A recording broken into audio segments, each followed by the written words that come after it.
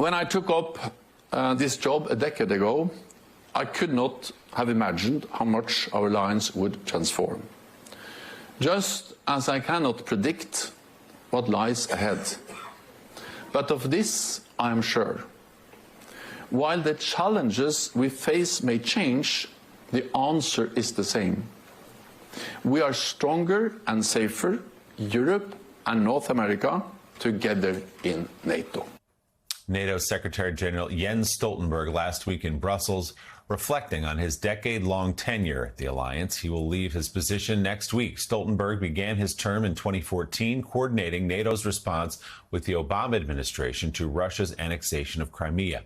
Now, 10 years later, the Secretary General stepping away after rallying historic levels of support for Ukraine. And Secretary General Stoltenberg joins us now. Mr. Secretary General, thank you for being with us this morning in your final days as the head of NATO. You touched on it there in your remarks in Brussels a few days ago, but if you could expand a little bit on where you leave this alliance. Of course, early this year, NATO welcoming officially 2 new members in Finland and Sweden, strengthening the alliance there. Where is NATO today as you step away? Well, the bad news is that the world is more dangerous. I leave NATO in a more dangerous world, with a full-fledged war in Europe, with a war in the Middle East and rivalry with China and many other challenges. But the good news is that NATO is stronger than we have been for decades, with more members, 4 new members, including Finland and Sweden over the last years. And then more troops in the eastern part of the alliance, higher readiness of forces, and not least, more allies investing significantly more in defense. Back in 2014, 3 allies met the NATO guideline of spending 2% of GDP on defense. This year, 23 allies are meeting that guideline. So NATO is stronger in a more dangerous world. So, Mr. Secretary General, of course, the main focus these last few years for NATO has been the war in Ukraine. President Zelensky here in the United States, he met with President Biden, Vice President Harris yesterday, meeting with former President Trump today. He says that a key part of Ukraine's ability to win this war is to have the permission to use long-range weapons deep inside Russia. Do you agree?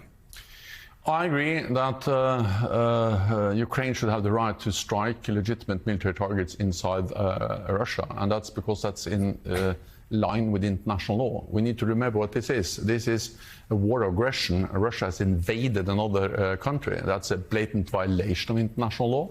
And according to international law, self-defense is legal.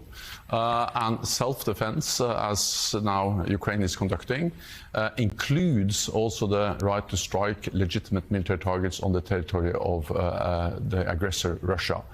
Therefore, I welcome that some allies don't have restrictions, except for keeping within international law.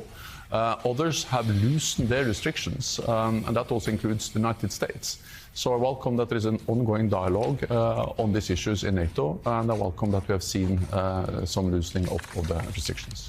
Mr. Secretary General, obviously there is always talk of bringing this war to an end with some negotiated agreement right now. Certainly, many are talking about the possibility of Ukraine sacrificing some land for membership in NATO. What is the possibility of NATO membership for Ukraine as part of a peace deal that brings this war to an end?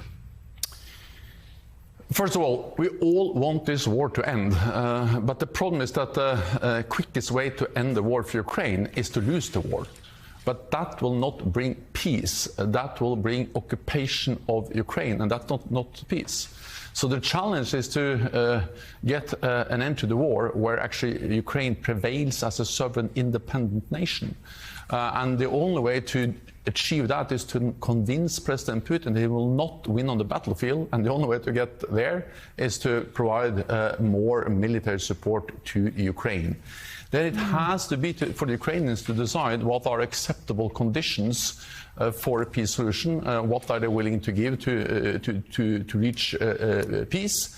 What I can say is that when a line is agreed, a ceasefire line or any other line, then it's important that the war stops there, because the war, and therefore NATO membership will be a way to guarantee the borders, the lines that are agreed as part of a peace deal. So therefore NATO membership is part of creating peace and stability in Ukraine and therefore also in Europe. I want you to take a overview look at your time as Secretary General of NATO and just the advances. You've said it's a more dangerous world than ever before, and yet NATO is more powerful than it has ever been before. Have you, looking back over the history of this organization, have you ever known of a time that it has grown as much or increased in power as much as it has during your tenure? No, I think it's hard to find a similar decade in NATO's history.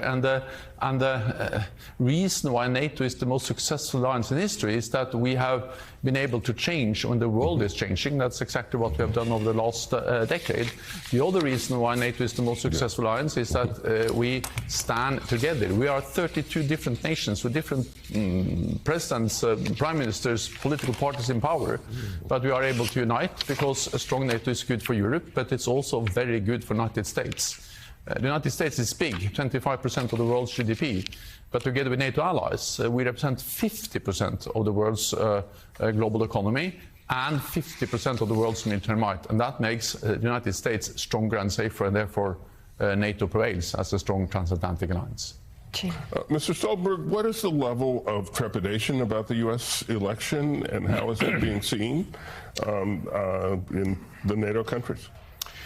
Well, of course, NATO allies watch the elections in the US as everyone else, but I expect that regardless of who is elected as president in November, the United States will remain strong and committed ally, partly because it is the US security interest to have a strong NATO. The United States has not gone to war alone since the Korea War. You have always gone to war together with NATO allies. That makes you stronger. You have something China, Russia doesn't have, and that's more than 30 friends and allies. Good for the United States. Second, there is strong bipartisan support in the United States for NATO in the Congress, but also among the voters, according to all the opinion polls. And thirdly, the criticism from the United States and also from former President Trump has not mainly been against NATO. It has been against NATO allies not spending enough on NATO. And that was right, but that has changed. Because a few years ago, very few allies spent 2%. Now many allies are spending much more than 2%. And the US is not longer the biggest spender based on GDP or a share of GDP. Poland, the Baltic countries are spending more share of GDP than the United States. So this has really improved the burden sharing within the alliance. So you're right, Mr. Secretary General, that former President Trump was a big advocate on allies to spend more, but he also, as you well know, has been rather deferential to Russia's President Vladimir Putin throughout his political career. What is your level of concern that if Trump were to win again, that he would abandon Ukraine and he would give Putin at least some measure of a victory there in Ukraine? Well, again, I expect that the United States, regardless of who is the president, see what is the security interest of the United States. And if President Putin wins in Ukraine, it's a tragedy for the Ukrainians, but it's dangerous for us. It will send a message to President Putin that when he violates international law, he uses military force, he gets what he wants. And that is also closely watched in Beijing. So it will send a message to other authoritarian powers, including China, that using force, then they get what they want. What happens in Ukraine today can happen in Asia tomorrow, was clearly stated, for instance, by the Japanese Prime Minister recently.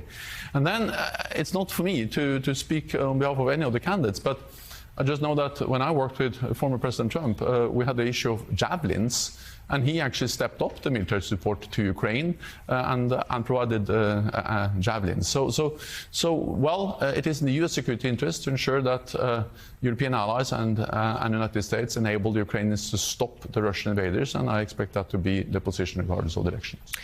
NATO Secretary General Jens Stoltenberg, thank you very much for coming on the show this morning. We appreciate it.